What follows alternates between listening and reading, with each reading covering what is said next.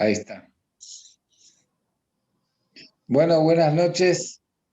Tenemos hoy el gusto de compartir con el Rab Shaul Sued, Yehiel Arihuti Amim, un tzadik, un Rab muy experimentado en varias áreas del Shas, de la Gemara, del Talmud.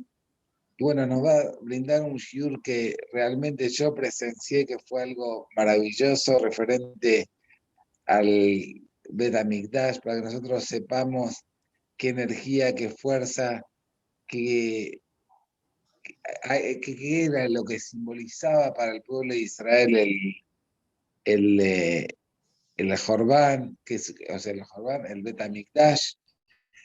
Bueno, me encantaría, no quiero robarle tiempo, quiero cederle la palabra, le agradezco de entrada por aceptar la charla. Yo sé que todavía no se engancharon gente, pero mañana va a llegar a miles de personas, muchos lugares esta charla. Igual Betrat Hashem va a ser un zikuy arabí muy grande. Le agradezco a Rab de entrada por aceptarme la invitación. Bueno, adelante, todo suyo, Rab Jabot. Bueno, muchísimas gracias. En primer lugar, antes de comenzar, quiero agradecer a usted, Rab David.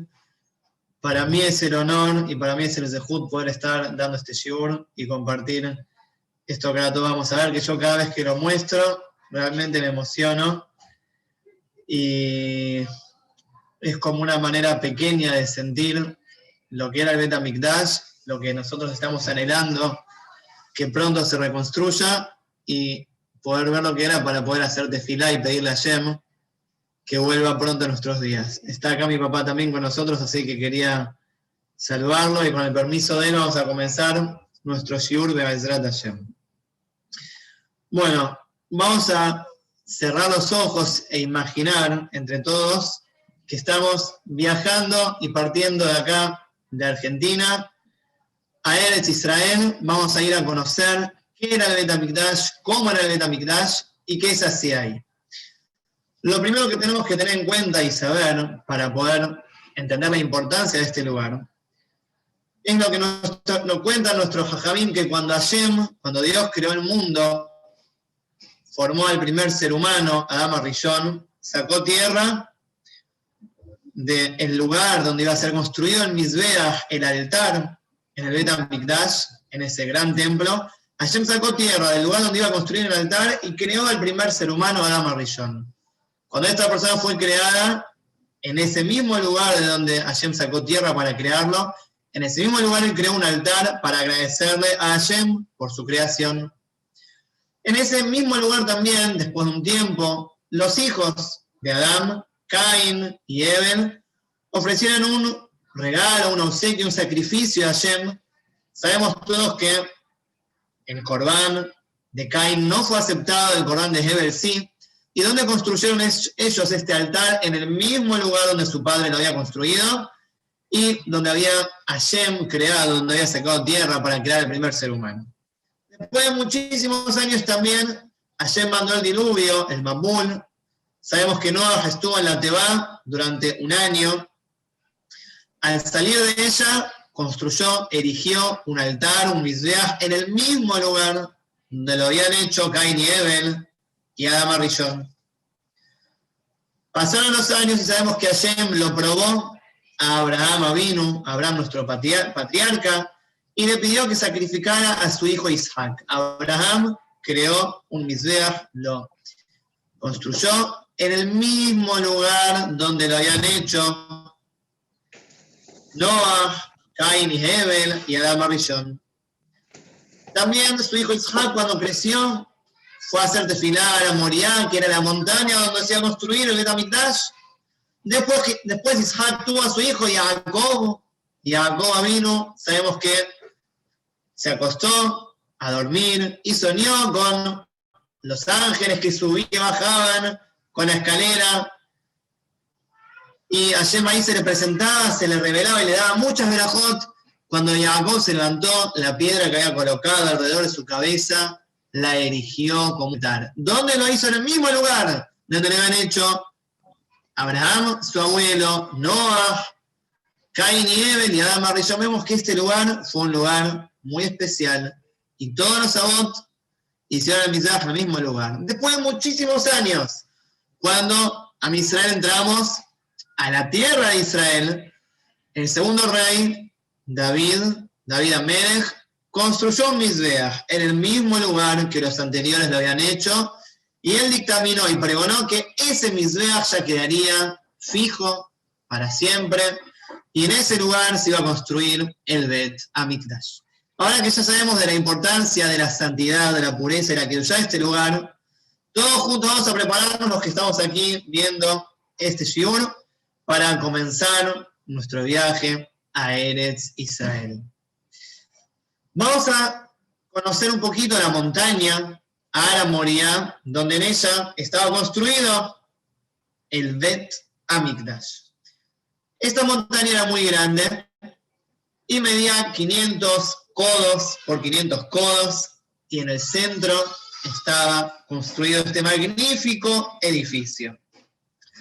Todas las imágenes y fotos que vamos a ver hoy son del segundo templo, del segundo Bet Hamikdash, y toda la montaña está toda llena de lishkaot, que en castellano significa compartimientos, habitaciones, depósitos, porque habían muchas cosas que guardar, objetos.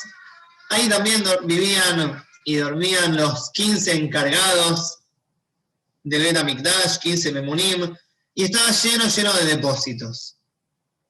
Esta puerta que vemos se llama el Sha'ar, la puerta de Ezrat Nashim, del patio de las mujeres, que en un ratito la vamos a cruzar y vamos a entrar. Pero como sabemos que estamos todos saliendo de Argentina, yendo a Eretz Israel, estamos todos impuros porque vivimos fuera de Israel y tenemos que salpicarnos para poder entrar al Bet Hamikdash las cenizas de la Pará Aduma. Era una vaca roja que se la quemaba por completo, se tomaba las cenizas y se ponía un poquitito en un recipiente de arcilla con agua de manantial, se hacía la mezcla y el Cohen sumergía una planta que se llama hisopo y nos salpicaba a los Yehudim. Con que una gota nos cayera en cualquier parte del cuerpo ya estábamos puros y aptos para poder entrar al Bet Hamikdash. Pero esto no era todo.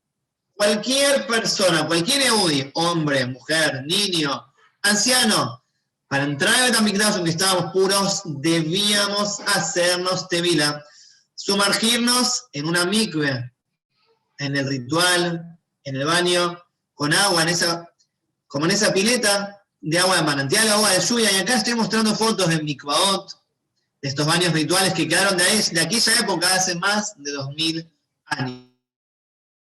Se encontraron hoy en día en Eretz Israel, en Yerushalayim, en las entradas del Bet Hamikdash. Acá podemos ver las escaleras de piedra. Muy interesante, pasó hace poquitos años, estaban haciendo excavaciones y de pronto encontraron una puerta. Estaban construyendo un edificio y cuando comenzaron a excavar encontraron una mikve de aquella época. Si ustedes se fijan, las paredes que están como media verdosas, ese es el moho del agua de la mikve que todos los Yehudim utilizábamos antes de entrar al Bet Hamikdash. Esta es la montaña y ahí estaba construido el famoso templo, y mucha gente se pregunta, ¿y cuál es el Kotel HaMa'araví? Cuando nosotros vamos a Israel, hacemos tefilá y pedimos a Hashem y rezamos, ¿cuál es esa pared? ¿Es la pared del Bet Hamikdash? ¿Es la pared de la montaña? Yo se los muestro. El Kotel HaMa'araví, el famoso muro occidental, donde todos los días cuando vamos a Israel hacemos tefilá, es la pared en la muralla de la montaña. Ese pedacito es el que nos queda hoy en día, del famoso Kotel. Pero en realidad, esta pared, esta muralla, era mucho más larga que la que tenemos hoy en día. Hoy en día tenemos 57 metros de un total de 500 que habían en ese momento. En la parte sur de la montaña habían dos puertas, una de entrada y otra de salida. Nosotros vamos a entrar por esta puerta que se llamaba Sha'arei Huldah, las puertas de Huldah. ¿Por qué? Porque en la época del segundo Bet Hamikdash había una profetisa, una neviá llamada Huldah, que ahí ella se sentaba y juzgaba y ayudaba a los Yehudim. Ahí estamos nosotros entrando. subiendo esas escaleras y entrando ya a la mismísima montaña del Bet Hamikdash. Ahí pueden vernos a nosotros, estamos ahí caminando y entrando. Dijimos que eran dos puertas, una a la derecha y otra a la izquierda. Todos entrábamos por la derecha y la gente salía por la izquierda, excepto 4 clases de personas que entraban por la izquierda. O sea que cuando ellos entraban se topaban con todos los que estaban saliendo. Por ejemplo, alguien que estaba, Dios no permita, de luto, de Abelut. Y todos los que con él se encontraban le preguntaban, ¿qué haces acá? ¿Por qué estás entrando por la salida? Y les decía, es que yo estoy pasando por un momento difícil de mi vida, y la gente lo bendecía y le decían, aquel que reposa su nombre en esta casa, que él te mande pronto consuelo. Lo mismo sucedía con la persona que estaba enfermo, lo alenu, Dios no permita, o tenía algún enfermo en su casa. Todos le preguntaban, ¿por qué entras por este lado? Y él contaba que tenía un enfermo en su hogar, y todos lo bendecían y le decían, quien reposa su nombre en esta casa, que mande pronta curación a tu pariente o a vos.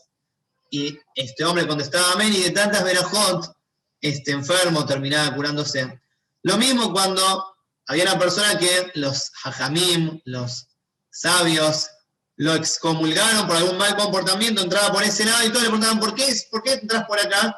Y le decía, fui excomulgado, y la gente lo bendecía y le decía que Hashem, que reposa su nombre en esta casa, te ayude a arrepentirte por tu mal comportamiento, y él contestaba amén. Por último, una persona que había extraviado algún objeto de valor también entraba por esa puerta a la izquierda, y cuando la gente le preguntaba por qué era, él decía, se me perdió tal o cual cosa, y tal vez lo ayudaban a encontrarlo, y así sucedió en una oportunidad con un rab llamado Rabbi Eliezer Ben Yaakov, que había extraviado un Sefer Torah carísimo, muy importante, y cuando entró por este lado lo ayudaron a encontrarlo. Nosotros ahora vamos a subir por esas escaleras y ya entrar a la montaña, y nuestros hajamim nos dicen que aquel que no vio la construcción del segundo Bet Hamikdash nunca en su vida vio un edificio tan bello. Esos somos nosotros que estamos ahí caminando y entrando al Bet Hamikdash. Pero antes de entrar, había una pared que medía 1 metro de altura. Había ahí un cartel en el cual decía que los goim hasta ahí podían pasar y más adentro no. Y todos nosotros, antes de entrar, tenemos que inclinarnos y prosternarnos, acostarnos en el piso absolutamente extendiendo manos y pies en honor a Boreolam, a Hashem, que reposaba su nombre en este gran templo. Ahí vemos esa pared de 1 metro de altura y vamos a ingresar por la puerta más convencional, todos juntos, por el portón del patio de las mujeres. Ahí vemos el patio de las mujeres, justamente se llamaba así porque hasta ese lugar podían ingresar las mujeres y más adentro no. Sin embargo, cualquier yehudí hombre podía ingresar a cualquier parte del Bet Hamikdash, excepto el Ejal y el Kodesh HaKodashim, que en un ratito, todos juntos, vamos a ver. Ahí vemos la sala del patio del Bet Hamikdash repleto, lleno de yehudim, hombres, mujeres, niños, ancianos. Esa puerta que vemos ahí es la puerta donde yo estoy acá parado, que ustedes me ven, ¿no? Esa puerta que ahí vemos es el Shar Nicanor, los portones de Nicanor. Y es la única puerta del Bet Hamikdash que llevaba el nombre de un ser humano. Habían 13 puertas para ingresar al Bet Hamikdash, 13 puertas, todas eran de oro, absolutamente de oro, eran de madera recubiertas en oro, y medían 12 metros de altura por 6 metros de ancho. Imagínense como hasta un tercer piso, una puerta de oro que llega desde la calle de planta baja hasta un tercer piso. Era algo increíble y era de oro. Esta puerta era la única que llevaba el nombre de una persona. ¿Por qué? La historia nos cuenta que un hombre llamado Nicanor quiso donar unas puertas para el Bet Hamikdash.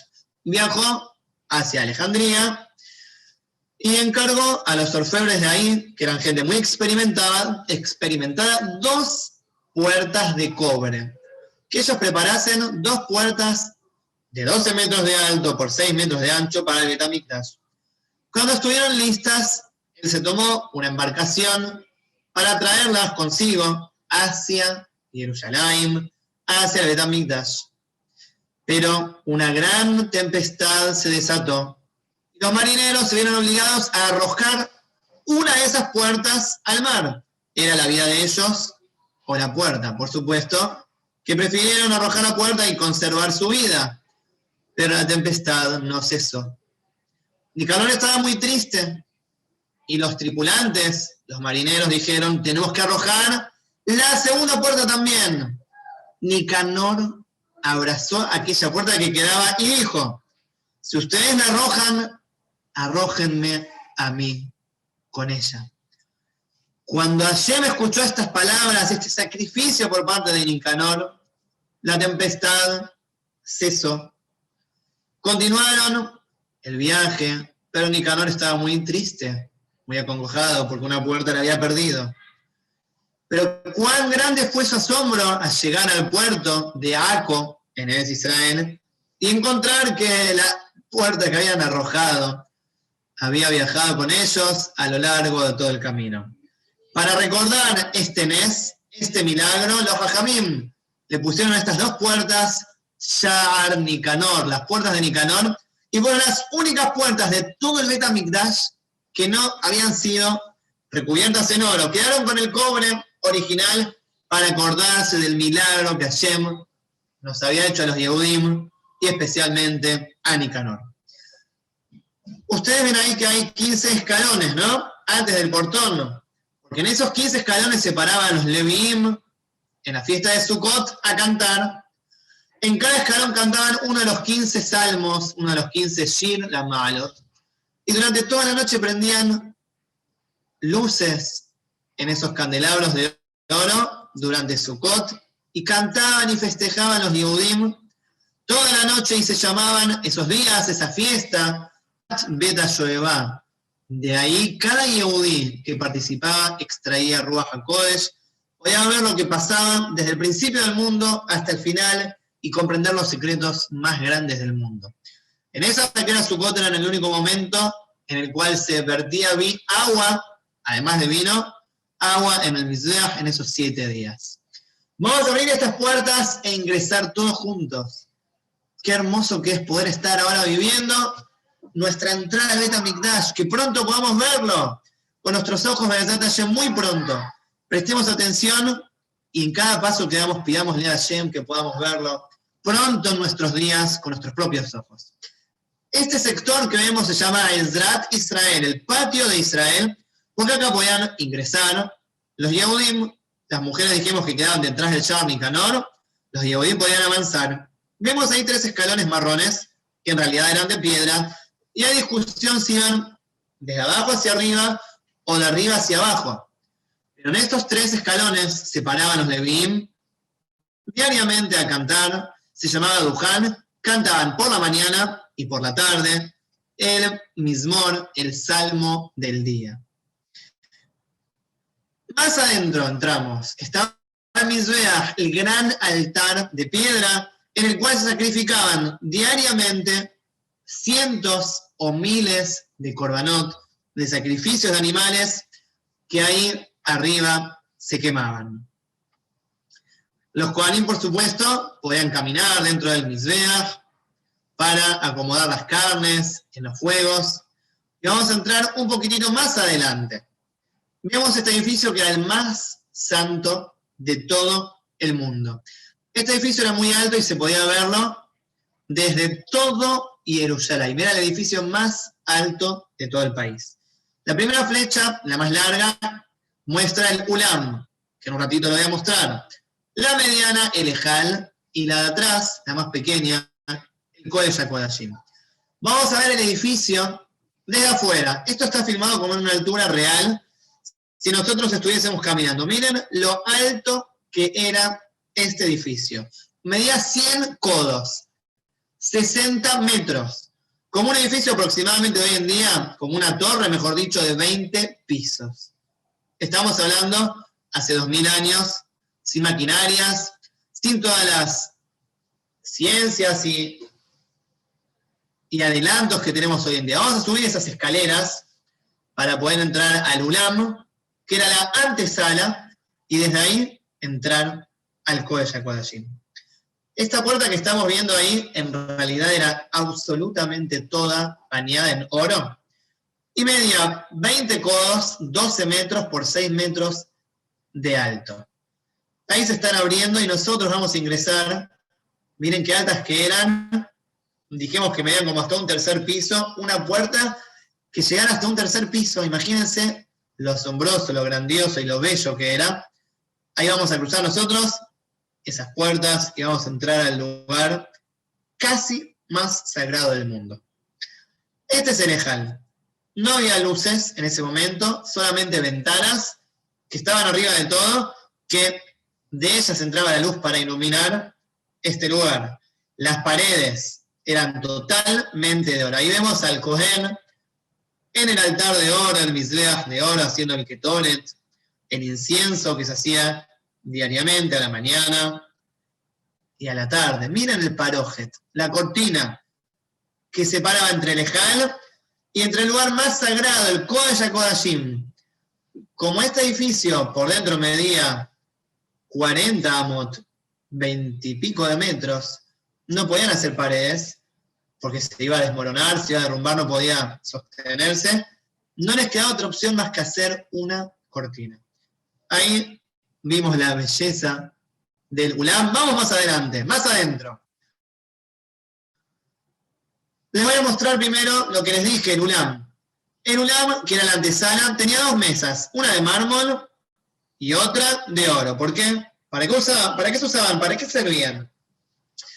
En estas mesas se apoyaban unos panes famosos, 12 panes, llamados Lehem Hapanim. Estos panes se horneaban un día viernes, se ponían en esa mesita de mármol y al día siguiente se colocaban en el shulchan, en la mesa, que vamos a ver en un ratito. Permanecían ahí, Shabbat, el sábado, domingo, lunes, martes, miércoles, jueves, viernes, hasta el próximo sábado, hasta el próximo Shabbat. Desde que se horneó hasta que era repartido, se sacaba de la mesa y se ponía en la mesa de oro que vemos acá a la izquierda. Desde que se horneaba hasta que se repartía, pasaban 9 días. Imagínense un pan descubierto durante 9 días, pero un milagro sucedía que quedaba tal cual, fresquito y calentito como recién horneado. Acá estamos entrando al Ulam, a la antesala, y vemos como hay unas cadenas de oro y como unas formas de uvas, de racimos de uva, era todo de oro, lo donaban los Kohanim, los Yehudim, y era un adorno al Ulam. Adentro dijimos, recién que lo vimos, que estaba el altar de oro, el Mizbeach, la mesa con los 12 panes, que acá estamos viendo, que recién mencionamos, que se horneaban los viernes, y se repartían al sábado siguiente. Acá vemos cómo traían los panes nuevos, quitaban los viejos, y este trabajo era hecho por 8 Kohanim. 2 Kohanim sacaban los panes viejos, 2 Kohanim ponían los panes nuevos, y otros 4 Kohanim se encargaban del incienso que estaba colocado en esta mesa de oro. ¿Quieren ver el lugar más sagrado del mundo, el Kodesh HaKodashim? Vamos a correr la cortina y vamos a entrar. Este lugar era un lugar maravilloso donde nadie en la humanidad podía ingresar, excepto una única persona al año, una vez al año podía entrar. Era el Kohen Gadol, el sumo sacerdote. El Kohen más importante de todos podía entrar a esta parte, al Kodesh HaKodashim, el lugar más santo del mundo, una vez al año en Kippur para hacer el servicio que correspondía.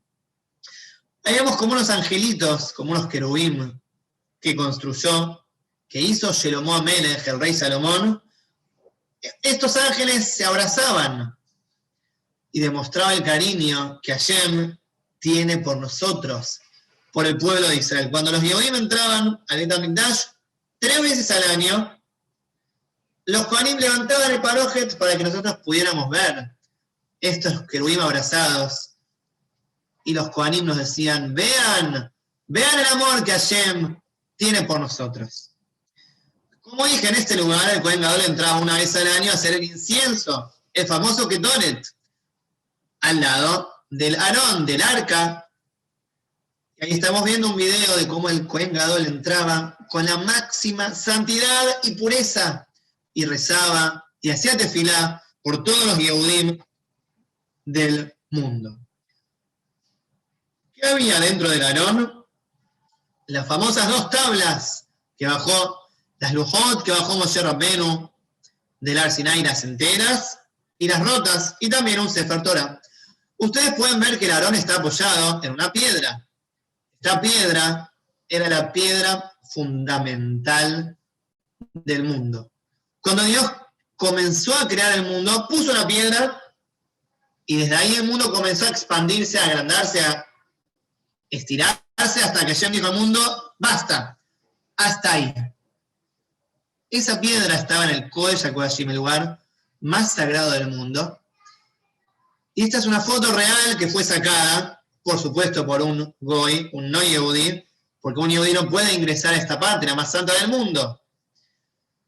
Esta era la piedra que estaba en el Kodesh HaKodashim, donde estaba apoyado el Aarón, y donde el Cohen Gadol ingresaba una vez al año para hacer el servicio correspondiente. Acá vemos otra foto de esta piedra, que hoy en día es la mezquita de oro, donde los árabes ellos entran diariamente a rezar, a pedir, y hasta ellos la consideran que es importante. Si ustedes pueden ver en la imagen que está cercada con este muro pequeño, ni ellos siquiera la pisan ni la tocan, porque ellos también aceptan la santidad y reconocen la kedushá y la pureza de esta piedra. Cuando Shelomó, el rey Salomón, construyó el Bet HaMikdash, y también en la reconstrucción del segundo templo, del segundo Bet HaMikdash, para aplanar y alisar la superficie de la montaña que era irregular, se construyó como una base que acá estamos viendo, pero se dejó parte de esa piedra, de este Eben HaShetiyah, de esta piedra fundamental, se dejó por encima del suelo. Como dijimos que ahí se apoyaba en esa piedra el Aarón que contenía las Lujot, las tablas de la ley. Pero cuando Shelomó construyó este primer Bet HaMikdash, él ya vio con Ruach HaKodesh, con ese espíritu divino, vio que su gran templo sería destruido 410 años después. Por eso, al construirlo, él preparó unas bóvedas secretas, subterráneas, para que allí, antes de la destrucción, se pudieran esconder y guardar los objetos más preciados e importantes del Bet HaMikdash. Por eso, un rey llamado Yoshiao, antes de la destrucción del primer templo, ordenó que se guardase allí la menorá, el candelabro de oro, el Aarón con las 4 tablas, las 2 enteras, las 2 partidas, un bastón de la época de Aarón HaKohen y de Moshe Rabbenu, un jarrito con man, con la comida que comíamos los Yehudim que caía del cielo en el desierto, y también un aceite que había preparado Moshe Rabbenu en el desierto. Y por último ahí se guardó una brasa ardiente del altar y el Ruach HaKodesh, ese espíritu divino que acompañaba a Am Israel en la época del primer Bet HaMikdash. Vamos a ver ahora cómo era el trabajo que se hacía en el Bet HaMikdash. Hasta ahora nosotros explicamos cómo fue el edificio, pero ahora vamos a ver qué se hacía y por qué, y algunos secretos ocultos que vamos a contar en la noche de hoy. Los Kohanim, por supuesto, dormían toda la noche en este edificio. Y esta puerta que yo les muestro, que vemos que arriba hay una cúpula, esa habitación se llamaba Bet HaMoked. Ahí dormían los Kohanim diariamente. ¿Qué Kohanim dormían? Imagínense que los Kohanim podían trabajar una vez cada 6 meses. De tantos Kohanim que habían, a cada uno le tocaba una vez cada 6 meses. Acá adentro, que vamos a ver, dormían los Kohanim que van a trabajar a la noche, a la mañana siguiente. Perdón, ¿ven que ahí hay una fogata que estamos viendo todos? Porque los Kohanim tenían mucho frío. No podían vestirse las ropas, además de las que eran obligatorias, y encima estaban descalzos, pisaban el mármol. Imagínense, por ahí había 0 grados, 5 grados bajo cero. Ellos estaban trabajando descalzos.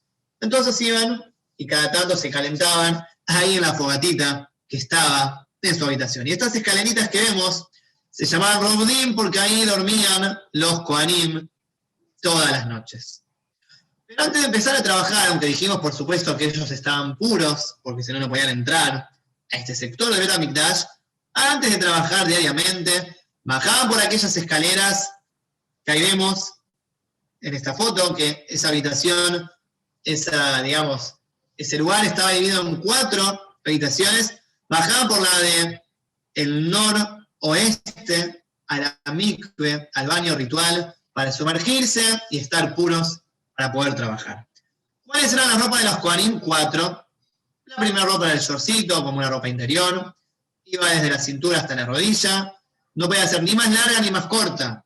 Eran ropas que había muchos talles para cada Kohen. La segunda ropa era la túnica, desde el cuello hasta los talones y las mangas hasta las muñecas. En tercer lugar, el avnet, el cinto, que medía 32 codos. La sumatoria de las letras Lev, corazón, en Ibrit, suma también 32. Este cinto se ceñía a la altura del corazón y venía a expiar, a perdonar los pensamientos malos del corazón. Y por último, el famoso turbante. Una vez que los Kohanim ya se habían sumergido en este baño ritual, en la mikve, estaban listos, venían encargados de los sorteos, llamado Matityahu ben Shemuel. Él tocaba la puerta por fuera del Bet HaMikdash, los Kohanim le abrían y comenzaban el primer sorteo de los 4 que habían en total. ¿Ven ahí que hay uno que le sacaron el sombrero? Se elegía un Kohen, se le quitaba el sombrero y de él comenzaban a contar. Tiraban un número al azar. Vamos a decir, por ejemplo, el 80. Contaban 1, 2, 3, 4, pero no contaban cabezas, no contaban personas, porque no se puede contar personas. Esto puede causar epidemias o cosas malas. Por eso se cuenta dedos. A la persona que le tocaba, él era el que iba a hacer el primer trabajo, que se llamaba Terumat HaDeshen, que ahora lo vamos a mostrar.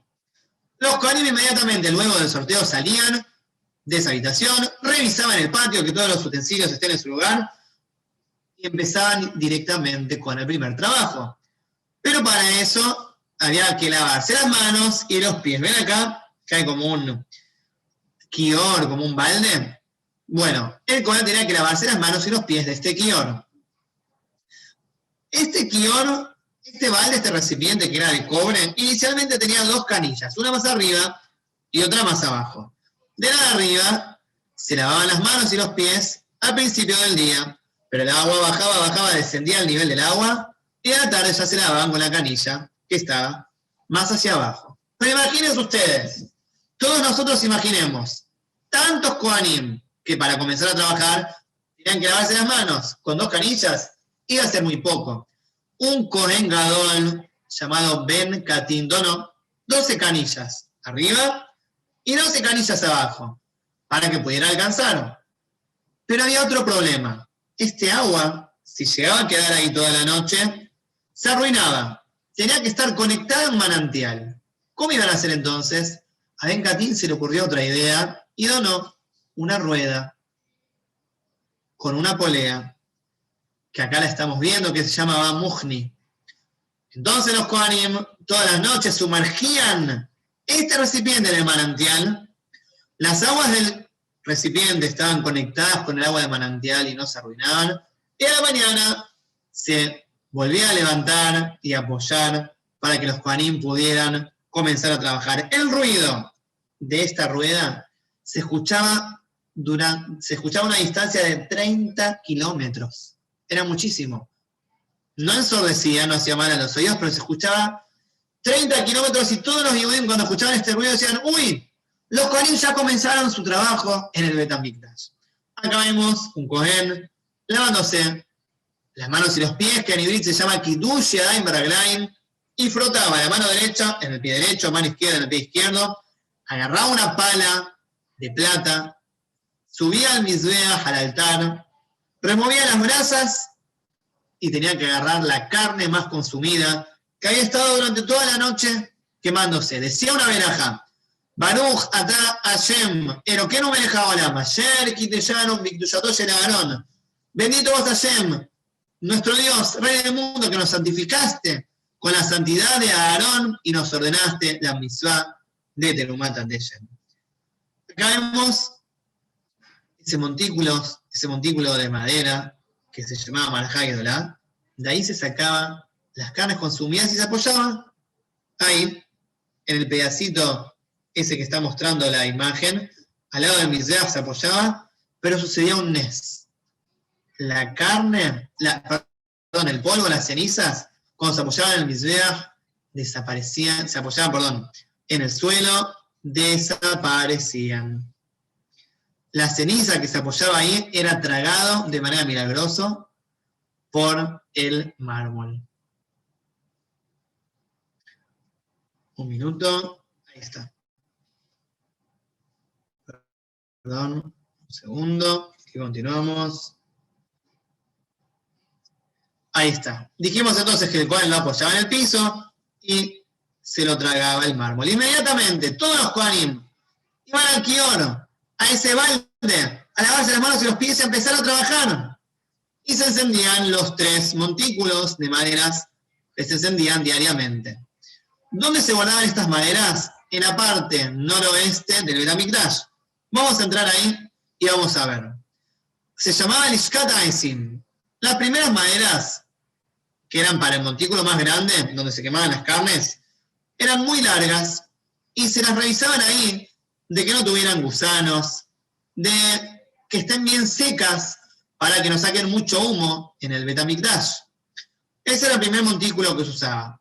El segundo montículo, que se llamaba Ma'alajá Ketaná, era para de allí sacar carbones para encender el incienso, el Ketoret, en el Mizbeach, en el altar de oro.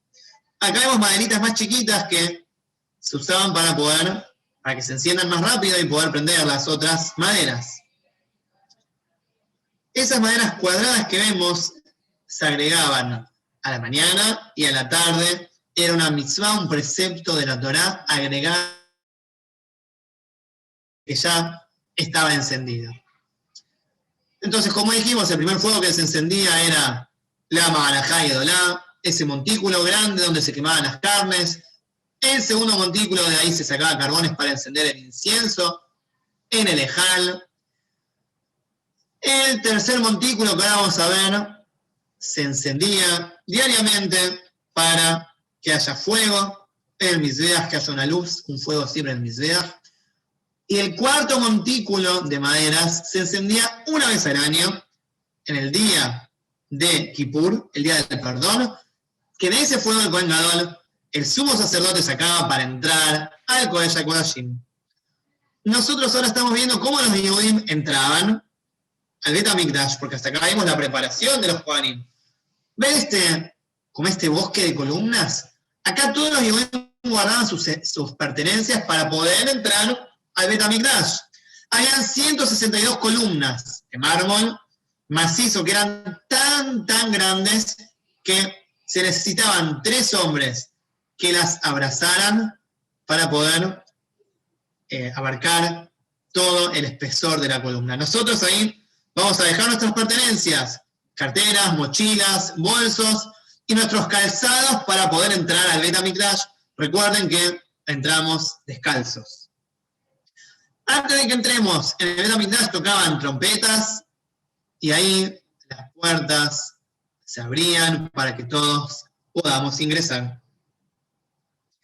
Ahí se nos están abriendo las puertas del Shar, el Ezrat Nashim, los portones del patio de las mujeres, ahí estamos entrando todo Israel a esta Azará, a este patio. Segundo sorteo que hacen los Kohanim una vez que entramos nosotros, nos llevan al Bet HaMikdash. ¿Qué se sorteaba acá?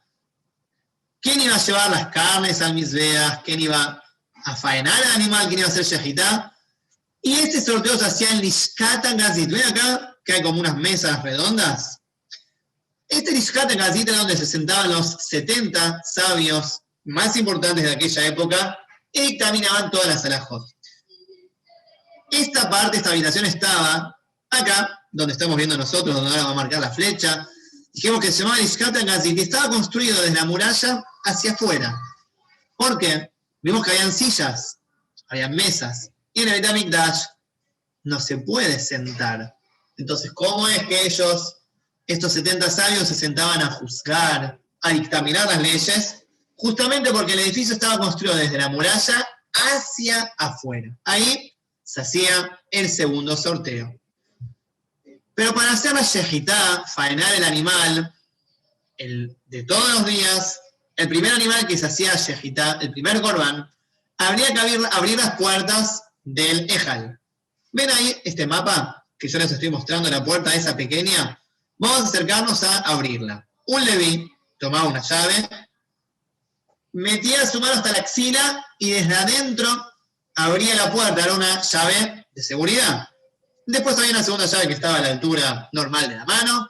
Abría este portón e ingresaba a este compartimiento del costado del Ejal. Giraba hacia la izquierda, entraba a ese compartimiento y las puertas de oro, que eran 4, se abrían desde adentro, se abrían y quedaban las puertas abiertas. Este video que yo estoy mostrando sería como si estuviésemos entrando desde afuera hacia adentro, pero las puertas se abrían primero las internas, estas que estamos viendo ahora, y luego se abrían las externas. Una vez que estas puertas se abrían, en el Beit HaMikdash podían comenzar a trabajar y a hacer el primer corbán. Ahí que vemos que se abren las puertas. Entonces empezaba con el corbán. Acá vemos que hay 24 anillos. Acá se enganchaba la cabeza del animal para poder comenzar con la shejitá. ¿Por qué se prepararon anillos en el Beit HaMikdash? Si hoy en día también hacemos shejitá, faenamos animales y no los atamos, no los metemos en anillos.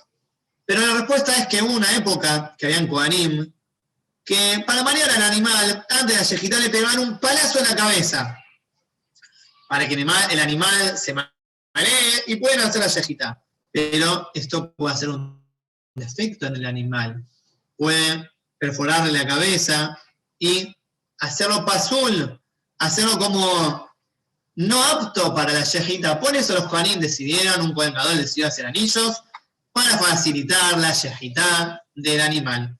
Ahí vemos cómo se comenzaba la shejitá, los Kohanim le agarraban las patas al animal, y en ese momento, antes de comenzar la shejitá, habían levim, adentro del Ejal, limpiando el mizbeach de oro, y afuera se comenzaba la shejitá.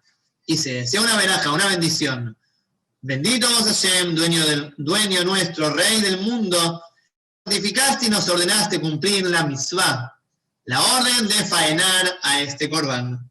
Se agarraba la sangre, se recibía en ese recipiente, se decía otra verajá, y ahí vemos cómo en este video están preparando al animal para hacer la shejitá y recibir su sangre. Antes de la shejitá, al animal le daban de beber agua con una copa de oro. En el Beit HaMikdash todo era de oro, y le daban de tomar agua para que sea más fácil luego sacarle el cuero. Esa sangre que se recibía se tiraba en una punta del mizbeach del altar y en la otra, y lo que sobraba se tiraba en ese agujerito.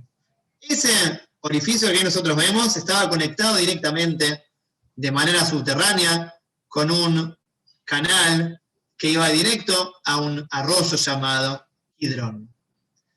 Mientras esto sucedía afuera, en el patio, adentro, en el Ejal, se preparaba el encendido de la menorá. Ahí vemos la jarra de oro, que adentro contenía aceite de oliva, y vemos otro recipiente donde se tiraban las mechas viejas y el aceite viejo.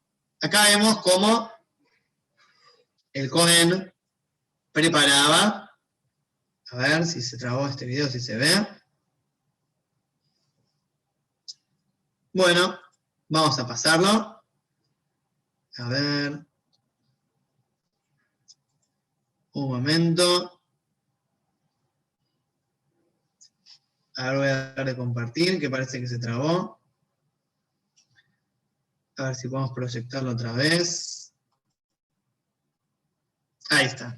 Ahí vemos el Cohen, cómo preparaba, sacaba el aceite viejo, las mesas viejas, y empezaba a preparar el aceite nuevo para el encendido de la menorá de esa tarde. Pero no se limpiaban las 7 velas de manera corrida, sino primero se limpiaban 5 velas.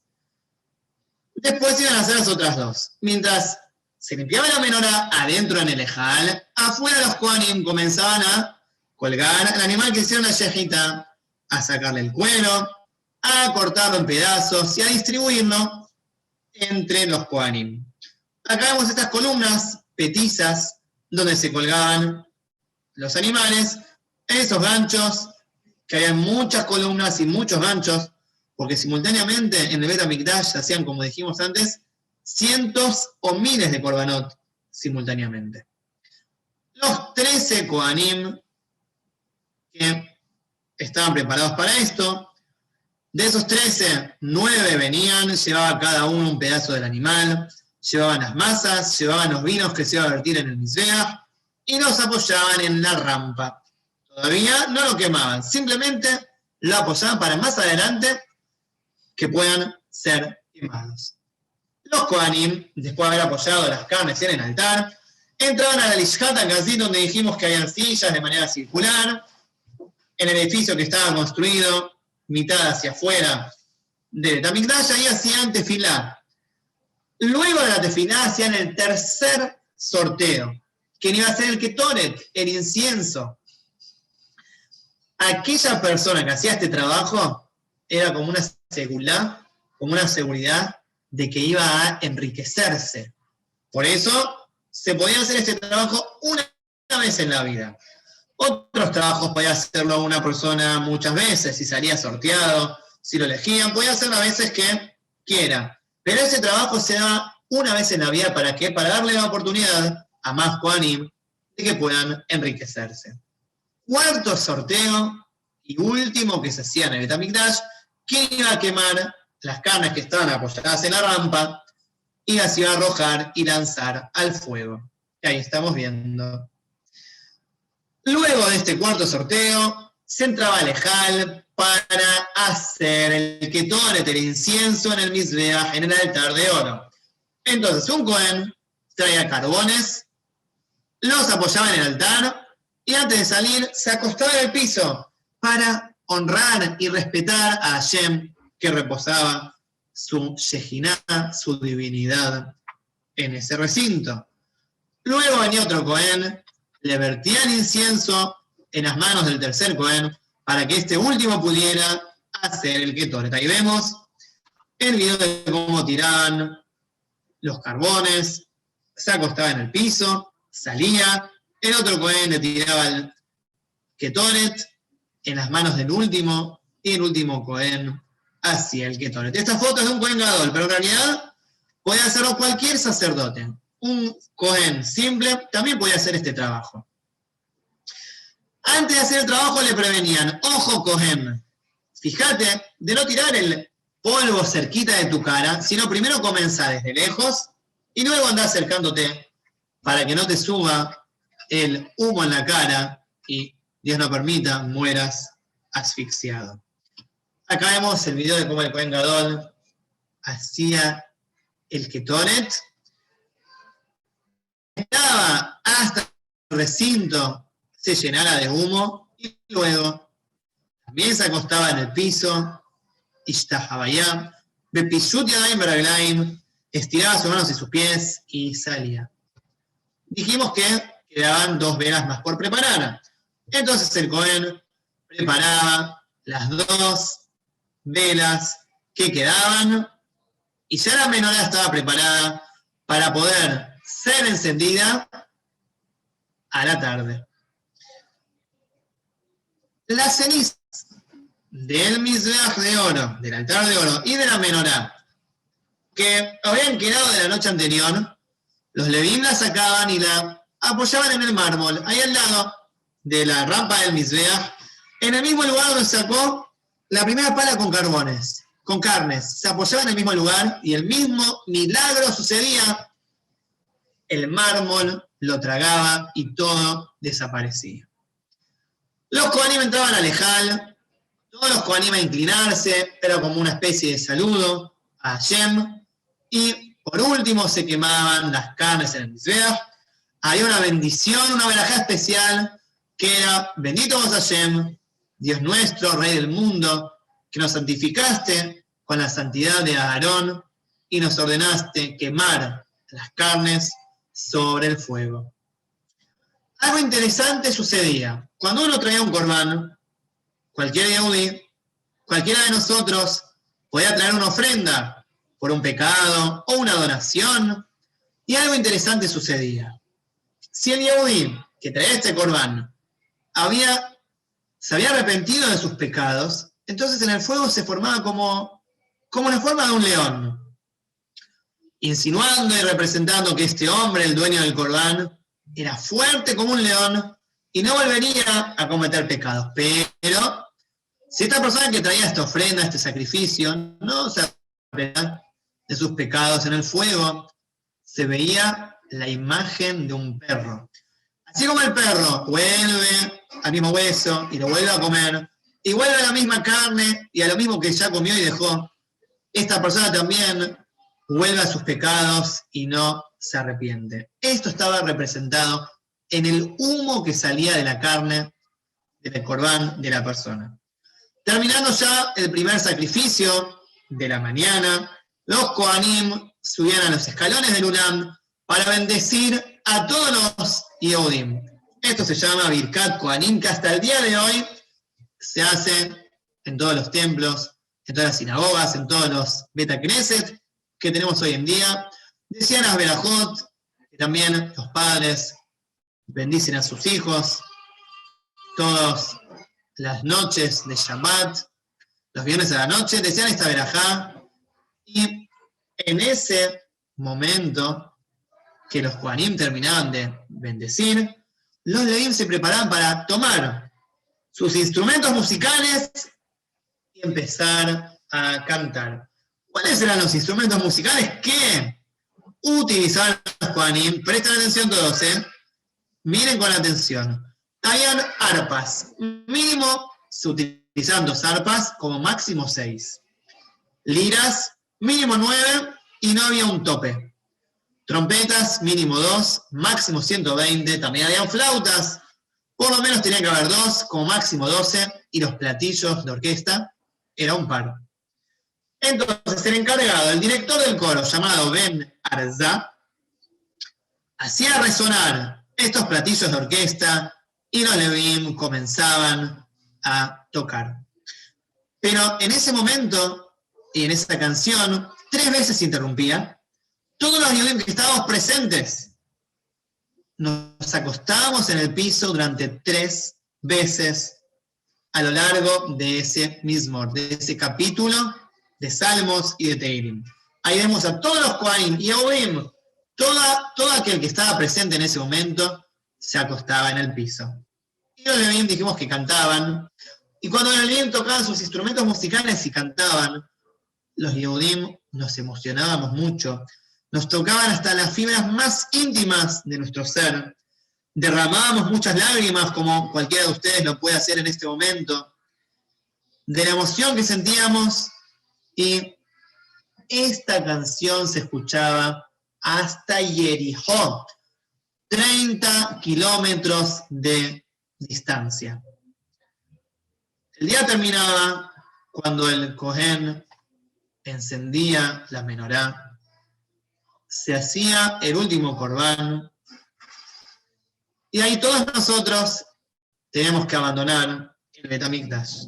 Ahí vemos la menorá encendida con sus 7 luminarias, y todos los Yehudim abandonábamos el Bet HaMikdash, las puertas se cerraban, y los Kohanim que iban a trabajar al día siguiente dormían en él, como antes lo dijimos. Pero luego de 410 años, vino la destrucción. El famoso Nabucodonosor, trajo un ejército gigantesco a Jerusalén para poder destruir este Bet HaMikdash. Primero, él se llevó a un rey llamado Jehoiakim, y durante 10 años estuvo reinando su hermano, Sidkiau. Pero Sidkiau decidió rebelarse a Nabucodonosor, y este rey del imperio babilonio, rey del mundo, un día 10 de Tebet, 588 años antes de la era común, trajo un ejército gigantesco hacia el Bet HaMikdash. Esta muralla que estamos viendo nosotros en realidad es una torre que fue descubierta, que estaba al norte de el Bet HaMikdash, que se utilizaba para que los Yehudim pudieran vigilar o custodiar las afueras del Bet HaMikdash. Cuando los Yehudim amanecieron aquel día de 10 de Tebet, se encontraron con todo Jerusalén sitiado, rodeado. Los Yehudim nos quedamos durante 1 año y medio sin comida.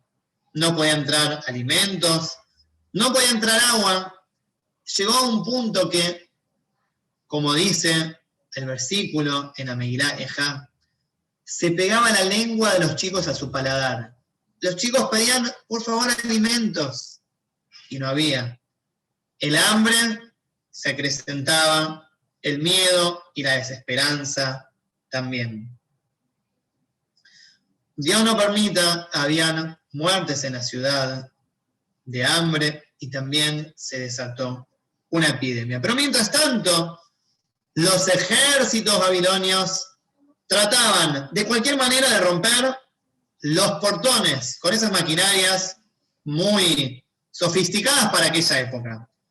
Pero en ese momento, el rey de Israel, de Jerusalén, llamado Sidkiau, se dio cuenta que no iba a poder contra el ejército babilonio y decidió escapar desde su palacio hacia el arroyo Kidrón, como ahí estamos viendo, a la mitad de la noche. Sidkiau, con toda la gente de su grupo, de su séquito, comenzaron a escapar por el jardín del rey de su palacio. Entre las murallas salieron, pero aunque Sidkiau intentó escapar, Dios tenía otro plan para él. Fue apresado por Nebuchadnezzar y torturado. Mientras esto sucedía, los ejércitos babilonios no se rendían y no se daban por vencidos. Acá podemos ver cómo comenzaron a hacer como una lluvia de flechas para darle lugar a su ejército, que pudieron algunos adelantarse, acercarse para llegar hasta la muralla de Jerusalén. Imagínense la cantidad de flechas que los Yehudim recibían. Acá se pudieron encontrar, esto es una flecha real que fue encontrada por los arqueólogos de hoy en día. Vemos las puntas de las flechas que demuestran la existencia, la veracidad de esta guerra que ocurrió hace más de 2500 años. Día 9 de Tammuz, luego de 1 año y medio de haber sitiado a Jerusalén, los ejércitos babilonios pudieron abrir la muralla, la puerta, e ingresar. Como nos imaginamos, los soldados babilonios asesinaron sin piedad a muchos Yehudim. Llantos y clamores de dolor, ancianos, mujeres y niños se escuchaban por toda la ciudad. Pero el golpe más duro y el golpe final recién iba a tener lugar un mes después. El 7 de Av vino el jefe de guerra Nebuzaradán para él tomar esa iniciativa de destruir la casa de Hashem.